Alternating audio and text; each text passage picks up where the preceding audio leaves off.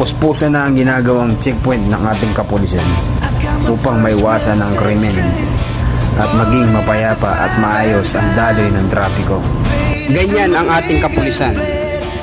Gawa, hindi salita, dahil gusto namin ligtas kayo sa bagong Pilipinas.